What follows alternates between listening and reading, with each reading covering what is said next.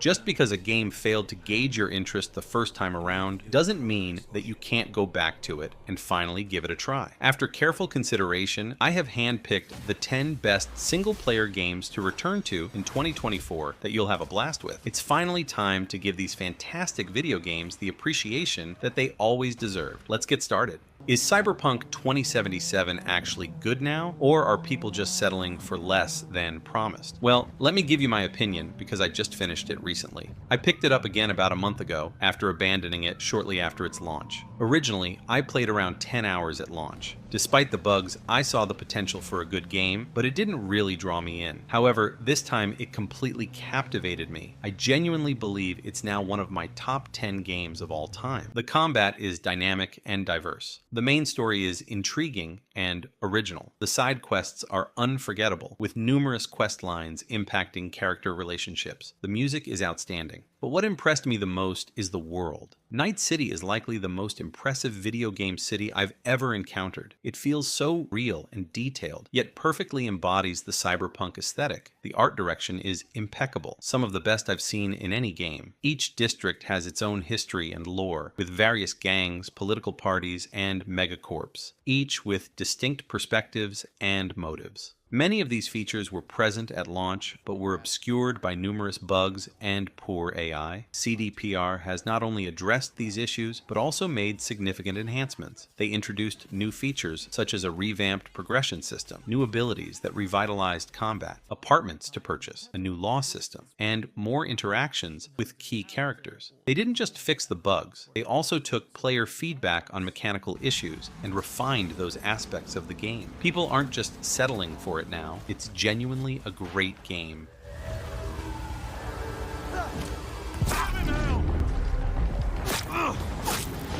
Assassin's Creed Unity was greatly overlooked at the time of its release for two reasons. One, the game had a buggy launch with tons of crashes, gameplay-related glitches, and graphic oddities that immediately became memes. 2. People had just had enough of playing a new AC game every year and thus experienced some burnout. However, there is much more than what meets the eye with this game when you finally revisit it today. Paris is gorgeous to explore and very accurately recreated, which even applies to random alleys that you can walk through. The gameplay feels like classic Assassin's Creed, with a focus on stealth and assassinations rather than RPG elements and large-scale fights. Furthermore, the game has been fully patched by now, so all issues that people had with it on launch in terms of performance are no longer there, and the game happens to be on every platform for cheap too. If you're someone who wants more Assassin's Creed, but without the RPG gameplay of the recent installments, then I can't recommend a better title to jump back into, as Unity does not disappoint.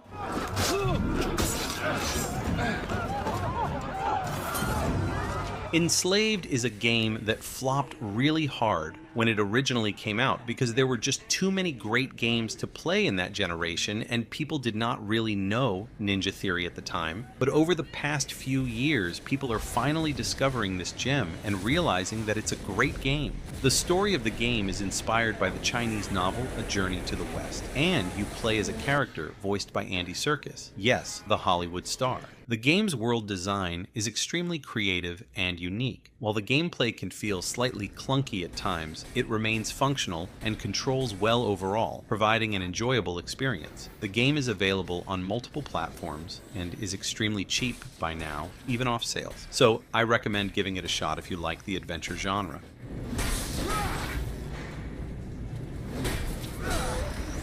Deathloop came out at a messy time, due to which it became a criminally overlooked video game. First of all, it was exclusive to the PS5 at the time of its release, which was a notoriously hard to find console in its starting years. Secondly, since it comes from the developers of none other than the Dishonored series, people had specific kinds of expectations from this first-person shooter. So, when it finally came out, people were turned off by the fact that it was a very different type of game. As the name implies, you play the game in a loop as you figure out new things in each of your runs that help you get closer to your ultimate goal, which is the assassination of a bunch of bad guys. Additionally, you are always being haunted by an assassin yourself, who constantly finds and kills you, so you need to utilize the time that you have in the best ways possible. Interestingly, The game even features a multiplayer aspect, as players can take on the role of the assassin who comes to kill the protagonist, but you can choose to play it solo if you like, in which case that character is just controlled by the CPU. The game's unique premise and gameplay mechanics make it a must-play for everyone, regardless of whether they're fans of Dishonored or not.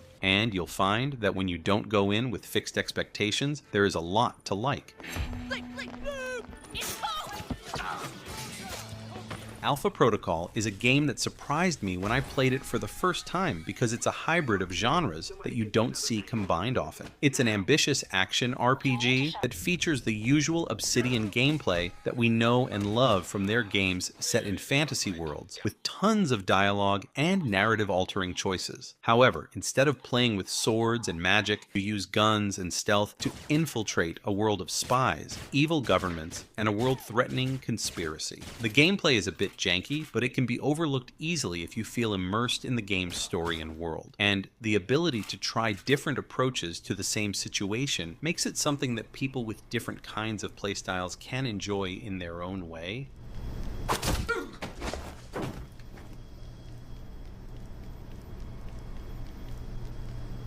Where do I start with Quantum Break? It's easily one of my most favorite third-person shooters ever made, and it's highly overlooked when it comes to Remedy's works. Its amazing graphics still rival many modern games, even 8 years after its release. The game has a very engaging story that is told through both the game itself and via live-action episodes that play after certain chapters of the game. Minor things that you choose differently within gameplay add notable changes in the live-action episodes, which is a creative concept to say the last. And it honestly works pretty well, especially since the cast of the game is phenomenal. The gameplay has solid shooting mechanics, and the time-bending powers are super fun to use. I strongly recommend this game to everyone, especially since someday the servers might die and take the live-action episodes with them.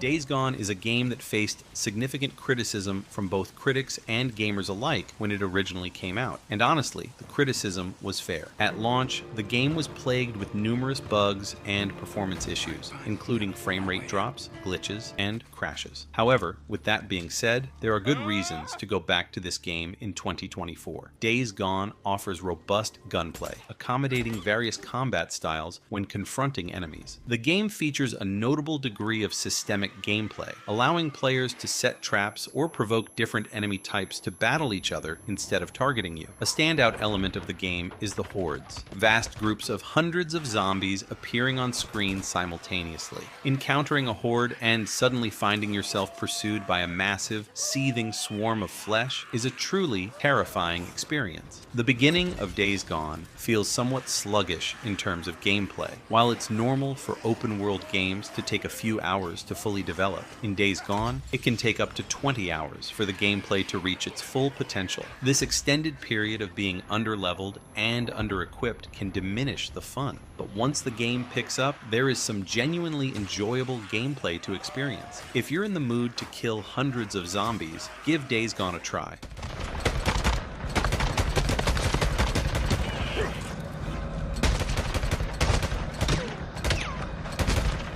Warhammer Space Marine is a game that came out around the time when Gears of War was at its peak of popularity. Because of that, we had one too many third-person shooters with cover mechanics and similar art styles. It was unbelievably solid in nearly every aspect, incredibly faithful to the source material, and features some of the most satisfying gunplay that I've experienced in the genre. Players wield a variety of iconic weapons from the Warhammer universe, including bolters, plasma guns, and heavy bolters, each delivering a powerful sense of impact and weight. The seamless integration of melee and ranged combat allows for dynamic, fast-paced battles, making every encounter thrilling. The game's fluid mechanics and responsive controls ensure that players feel like true Space Marines, dominating the battlefield with a relentless onslaught of firepower. With a new game coming out soon, it's the perfect time to jump back into the original to catch up and prepare for what's coming up next.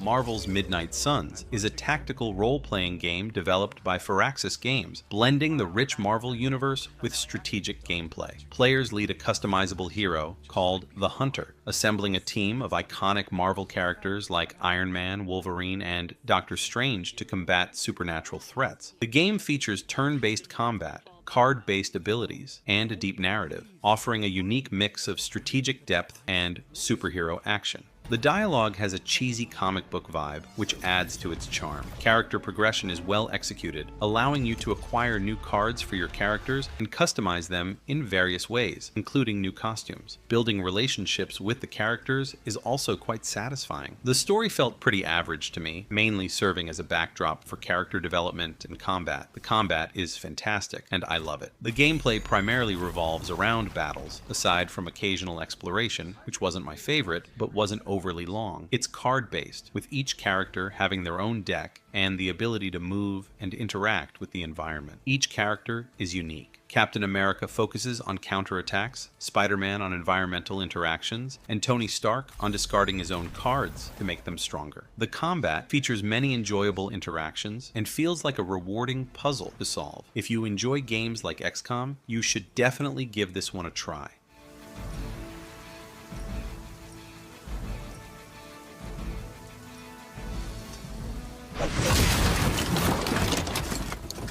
Prey is a first-person action-adventure game set aboard the sprawling space station Talos Wars. Players assume the role of Morgan Yu, uncovering the mysteries of the station while battling the shape-shifting Typhon aliens. This game is incredibly fun, bursting with creativity and packed with scares, thrills, and intrigue. I could go on for hours describing its many facets. The design of the ship Talos One, the Typhon enemies, the characters and their backstories, and even the little medical robots that repair your equipment all blend together seamlessly. I love the concept of multiple routes to the same location in this game. You can use maintenance doors, find key cards to unlock doors, take the regular path, or upgrade your abilities to crawl through small gaps in the floor and vents in the ceiling. I'll admit, the game can be quite challenging, especially on hard mode. You'll face instant deaths from electric boxes, enemies with tracking shots, and those annoying cystoid balls that chase you, so be warned. If you're a noob, you might find yourself tempted to rage quit. If you enjoy the Deus Ex games, be sure to check this one out.